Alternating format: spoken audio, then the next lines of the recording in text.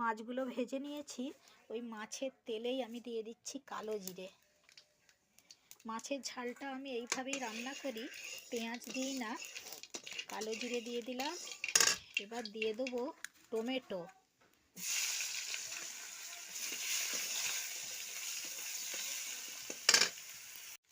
টমেটোটা ভাজা হয়ে গেছে। এবারে আমি এতে দিয়ে দেবো সর্ষে বাটা। এর সঙ্গে পরিমাণ মতো লঙ্কা গুঁড়ো, নুন মিশিয়ে দিয়েছি।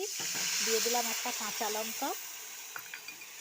বাটনাটা একটু ফুটে গেলে বাটনায় আমি মাছগুলো ছেড়ে দেবো। মশলাটা একটু ফুটে গেছে, মাছগুলো এবার আমি দিয়ে দিচ্ছি।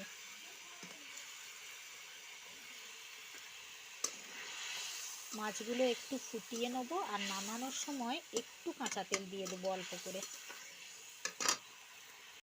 দিয়ে দিচ্ছি একটু কাঁচা তেল অল্প করে।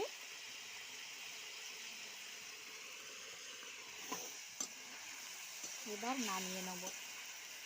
মাছের ঝাল দিলে আমি এইভাবেই করি, পেঁয়াজ দিই না। তোমরাও করে দেখবে বন্ধুরা, পেঁয়াজ না দিয়ে এইভাবে করলে খেতে কেমন লাগে।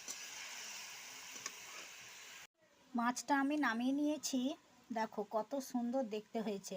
এতে একটু ধনেপাতা দিলে আর একটু ভালো হতো, কিন্তু বাড়িতে আমার এই মুহূর্তে ধনিয়া পাতা নেই, তাই দিতে পারলাম না। দিতে পারলে ভালো হতো, ঝালটা আরও খুব সুন্দর দেখতে হয়েছে।